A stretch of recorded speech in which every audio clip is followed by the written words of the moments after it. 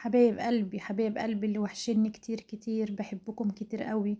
عاملين ايه يا حبايبي؟ بداية كده نصلي على النبي ونعمل اشتراك للقناة بتاعتي المتواضعة. وتفعلوا الجرس عشان يوصلكوا كل جديد. حبايب قلبي الحلوين اللي وحشني والله، بحبكم كتير قوي. النهارده يا حبايبي اليوم بتاعي يوم جميل جميل. الحمد لله، اللهم لك الحمد. ربنا يدينا الصحة والعافية يا رب، ويديكم ويبارك لكم في أولادكم وينجح أولادنا يا رب جميعا، ويعينهم على الامتحانات. النهاردة والله يوم عادي خالص، روتين عادي. أنا السلم بتاعي طبعا ما كنستوش من زمان، مش من زمان أوي ولا حاجة، بس المهم يعني ايه، انا ايدي فيه على طول يعني. يعني مسكته كنسته كده النهارده وظبطته كده. وحشت بقى العنكبوت ده يا بنات، ما تخلوش اي مكان فيه عندكم في البيت فيه عنكبوت، لان هو بصراحه على حسب اجدادنا وايام وامي الله يرحمها دايما كانت تقول العنكبوت بيجيب الفقر. طبعا هو اي عفر في البيت او اي عنكبوت في البيت بيعمل طاقه سلبيه، وبيبقى حاجة مش حلوة، وبتبقى يعني ايه بتتنقل يعني حاجة عكسية في البيت، وتحس ان في حاجة مش متظبطة كده. فانت دايما اول باول كده تنضفي العنكبوت، اي عفر ما تخليش عندك اي ركن في بيتك مثلا في عفر او في حاجة مش نظيفة او في كركبة. الحاجات دي بصراحة بتعمل طاقة سلبية على البيت، وبتخلي اصلا يعني مش عايزة اقولك بتخلي الواحد نفسيا مش مرتاح بجد والله. فانت دايما اول باول ما تخليش اي اماكن إن يعني ايه تكون مكركبه عندك، على اساس ان الشيطان ما يعشش فيها، او مثلا وليعوذ بالله اي حاجه وحشه ممكن تعشش. فانت اول باول ايدك في الحاجه كده هتلاقي الحته معاكي نظيفه وجميله، ومفيش فيها اي حاجه. هنا يا حبايبي انا كنت زي ما انا بقول لكم كده، كنت بكنس السلم بتاعي. انتوا عارفين ان الجو برد وكده، فانا مش عايزه اكب ميه فيه ولا امسحه كده ولا اغسله او كده يعني. فانا كنسته كنسه حلوه وما شاء الله جميل. والمهم هنا كده خلصت السلم وطلعت فوق، كان عندي زبده. حشت وش اللبن زي ما احنا متعودين. طبعا كنت مروبه اللبن زي ما بقول لكم في العلب. اللبن يا جماعة أنا قلت لكم انتوا هاتي اللبن بإيدك وحطيه في العلبة. انتي 6 كيلو لبن هيطلعوا لك نص كيلو زبدة. انت متخيلة؟ 6 كيلو لبن هيطلعوا لك نص كيلو زبدة. وهتعملي منهم كيلو جبنة قريش، وهيفيض هيطلع منهم الخض اللي انت شايفاه في العجانة ده. هتعملي منه رقاق او تعملي منه مش، صدقيني. ما تقعديش تشتري حاجه من بره، اعملي كل حاجه على ايدك زي ما انا قلتلك، ما تكسليش. انا هنا جبت اللبن يا بنات وروبته، وقمت شايله الوش بتاعه وطلعته زبده زي ما انتوا شايفين، بألف هنا وشفا. ما شاء الله ريحتها تحفه تحفه جميله بصراحه. المهم وخلصت وقمت ايه غاسله العلب بتاع اللبن زي ما انتوا شايفين كده. الحمد لله. المهم قلت هعمل بقى الغدا. القراميط بتاعتي اللي انا منضفاها معاكم يا بنات، انا طلعتها وفكت وعملت لها بقى الدقه بتاعتها، التتبيله بتاعتها يعني.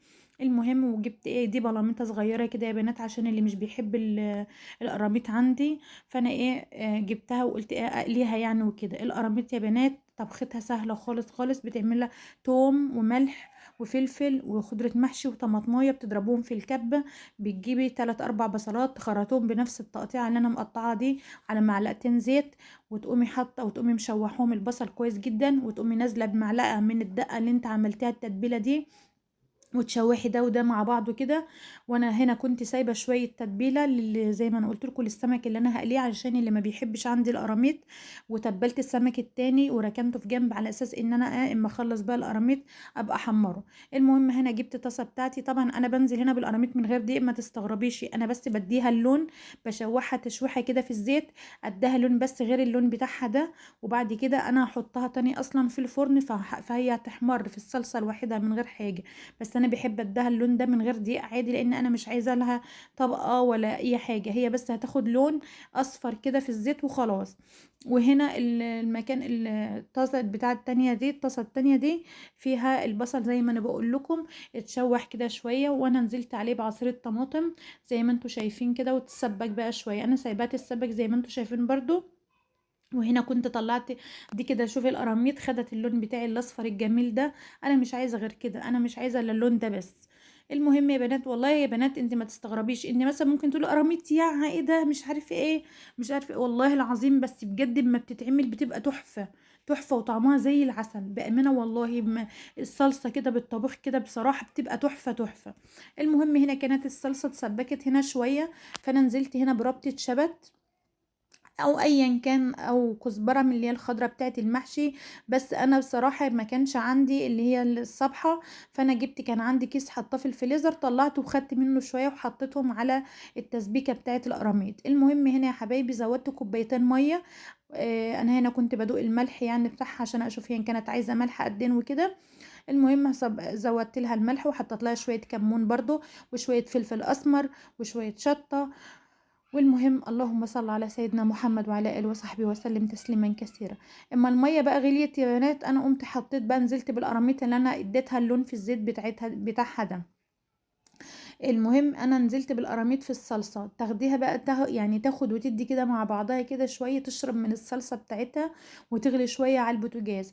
انا بصراحه بعملها من اولها لاخرها في الفرن، الفرن اللي هو العادي الغاز يا بنات اللي هو عليه الانبوبه ده. المهم انا بحب بصراحه ادخلها الفرن، بتبقى لها نكهه تانية خالص وطعم جميل جميل جميل. بس انا بصراحه ما كانت الانبوبه عندي مشطبه، عادي بتحصل يعني زي عند اي حد مفيش مشكله. المهم حبيت ان انا اسويها على البوتاجاز شويه الاول من فوق، وبعد كده نزلتها على الشوايه تحت تاخد اللون بتاعها، برضو هتبقى جميله ومفيش اي حاجه زي ما انتوا شايفين الجمال والطعامه والحلاوه ده. بصراحه تحفه تحفه تحفه، وهي برضو شربت من الصلصه وكانت جميله وخدت اللون الذهبي الجميل ده اللي انا بحبه فيها ده بصراحه. القراميط دي جربوها يا بنات والله، ما تقوليش يا وتقوليش انا قرفانه ومش عارفه ايه. والله العظيم اتعودي كلي كل حاجه يا بنات، اتعودي كلي كل حاجه، ما تقوليش على حاجه لا صدقيني. والله العظيم اللي معاكي دلوقتي ممكن بكره ما تلاقوهوش، فقولي الحمد لله على ما جاب ربنا. انا مش بقولك انك لازم تاكلي حاجه او تغصبي على نفسك انا او بغصب عليك انك تاكلي، انا بقولك جربيها ويمكن لعل وعسى تعجبك انت. ما تبطليش انك تعمليها، بصراحه حلوه وتغيير برضو، مش هقولك اكتر من ان هو تغيير وحير على الطبيخ. وهي يعني اي تغيير الواحد بيبقى محتار والله. المهم هنا يا بنات ايه، قليت السمك اللي انا قلت لكم عليه، وكنت طلعت هنا القراميط خلاص وطفيت عليها. وطبعا عملت طبعا الاكله دي مش عايزه الا رز ابيض وبس مش اكتر. انا بنات بالف هنا وشفا عملت رز ابيض زي ما انتم شايفين وعملت سلطه. المهم يا بنات الحمد لله اللهم لك الحمد، والله القراميط دي كانت طعمها زي السكر وزي العسل وكانت جميله. وعلى فكره يا بنات ممكن تعملي اي نوع سمك في الصلصه دي عادي برضو زي ما انت عايزه، مش هيقول لا. يعني انت الصلصه فكره الصلصه لوحدها دي تحفة وطعمها جميل بصراحة.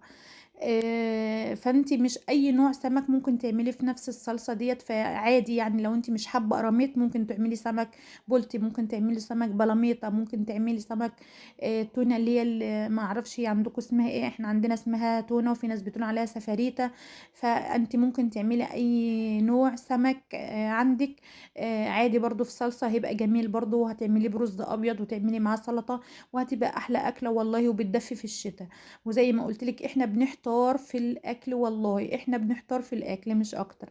انا طبعا كنت عامله السمك المقلي دوت عشان برضو عندي في حد من ولادي ما بيحبش القراميط، فانا يعني ما ينفعش ان انا ما ياكلش يعني. المهم اللهم لك الحمد، وكلنا واتغدينا الحمد لله وشربنا الشاي وحمدنا ربنا. وطبعا ده السلم بتاعي بعد ما كنسته وخلصته، بيفرق كتير برضو يا بنات، اقل عفر اصلا بيبان عليه. وكان عندي بقى الجبنة اللي هي بقى أنا كنت مطلعة منها الزبدة يعني، وعملتها قطعتها وغسلت الحصيرة بتاعتها، وكان عندي شوية هدوم غسلتهم ونشرتهم اللهم لك الحمد. ونحمد ربنا على كل حال. وأشوفكم على خير وهتوحشوني لحد الفيديو الجاي يا حبايب قلبي، مع ألف ألف سلام.